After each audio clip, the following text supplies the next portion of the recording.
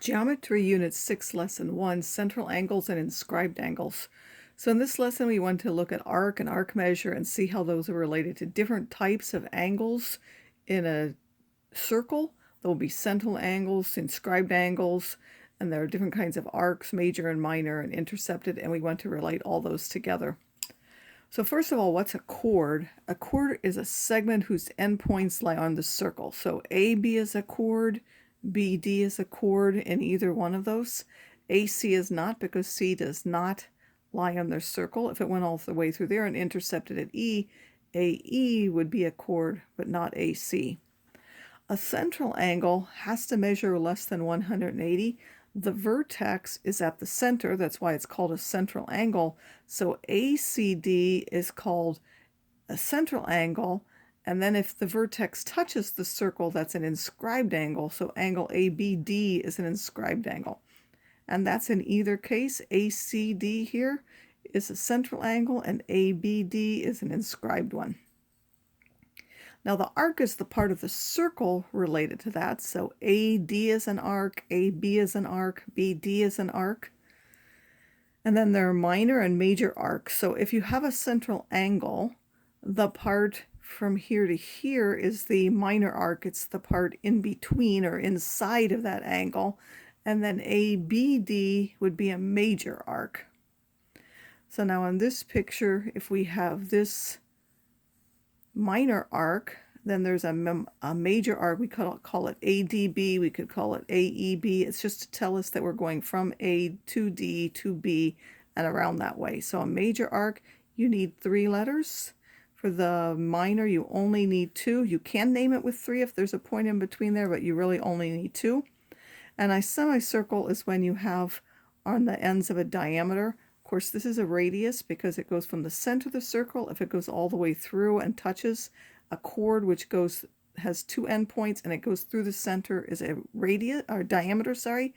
So if you have a diameter, then that is a semicircle. So you could call it ADB, that's a semicircle. ABE is a semicircle. Now, how do those measures relate together? Well, if you have a minor arc and the central angle, they have the same measure. So if this one's 100 degrees, this arc is also called 100 degrees. If you have a major arc, it's 360 minus that central one.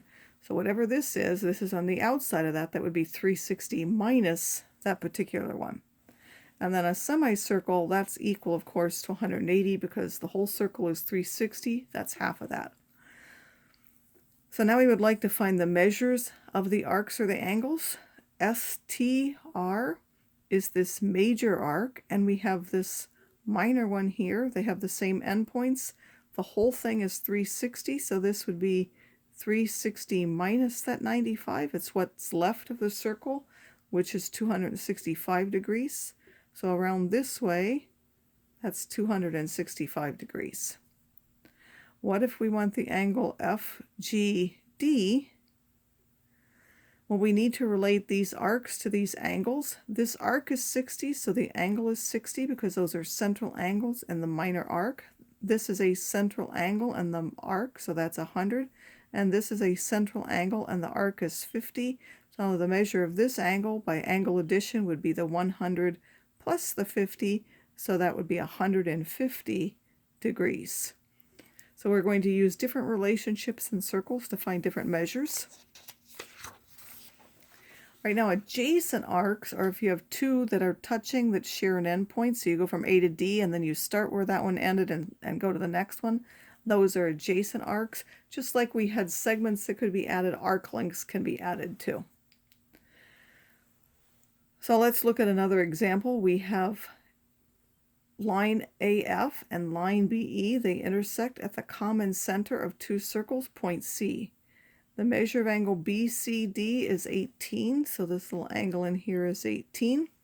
And the measure of angle of arc EF, is 33, so that's an arc length, that's 33. And we want to find this arc. So now we can use what we know. we know that arc lengths are the same, the minor arcs are the same as the central angle, so this angle is 33 also. And because these two are vertical, this one's also 33. And then whatever this arc is, both of these are 18 because they both have the same central angle. So even though it's a different radius, they still have the same arc measure.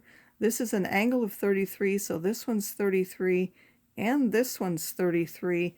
So now the measure of arc ABD, and we're really just stressing that we're going from here to here, is that 33 plus the 18, so that would be 51 degrees. All right, now we looked at inscribed angles and central angles. Both of them intercept the same arc here. It's all this arc and all the things between. So here we have an inscribed angle and a central angle, and here is the intercepted arc.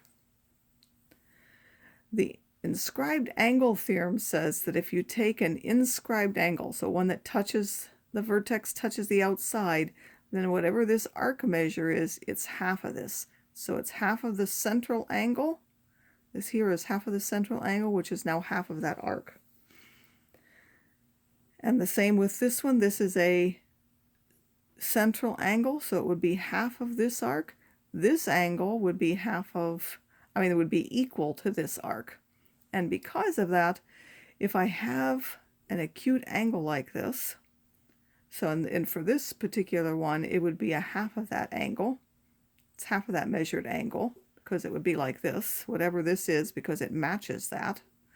But for this one, whatever this is, let's suppose, I don't know, what does this look like? It is, this is 180, so let's say even this was 120. If this were 120, then we know this arc is 120, so this one is 240, but now this would be half of that 240, so that would be 120.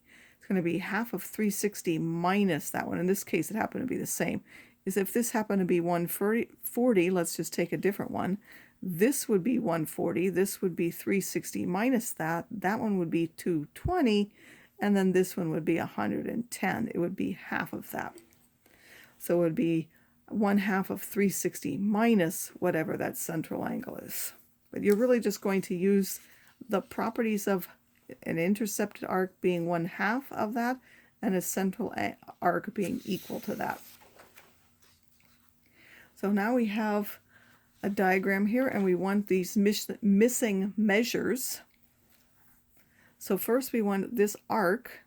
What is it related to? Well, it's related to this inscribed angle. And we know that angles are half of the arc, so the arc is twice that. So the measure of the arc has to be twice 54, or 108 degrees.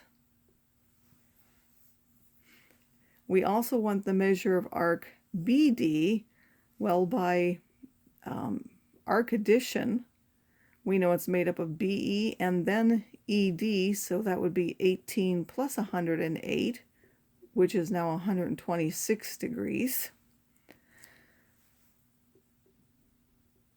We also want the measure of angle DAB. So we know that this arc right here is 18. This angle has to be half that. So the measure of angle BAD is now that 9 plus that 54, which is 63 degrees. Or we could have said this angle is half of this arc. Half of 126 is also 63, so there are two ways you could have found that. And then the measure of angle ADE, how can we find that one?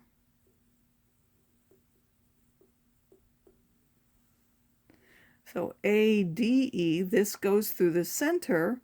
These are the endpoints of a diameter, so this angle has to be half of that, which is now 90 degrees, because this arc is 180. This angle intercepts that, so that has to be 1/2 of that 180. This is a 90-degree triangle, which means we could now also find this angle here, angle AED, even though they didn't ask for it, that would be 90 minus 54 or 36 degrees. So you may be asked to find multiple angles. And we've used that here now, this theorem, the inscribed angle of a diameter theorem, which we just used to answer this. If you have a diameter which measures 180, then if I take any angle which touches that diameter, it's going to have a measure of 90 degrees. And that's true wherever it's at. So if I drew one here, this would also be a 90-degree triangle. I could draw it like in any other place. So I could make it like this. This would also be a 90-degree triangle as long as it touches that radius. Any one of those is a 90-degree triangle. That's what the inscribed angle of a diameter theorem says.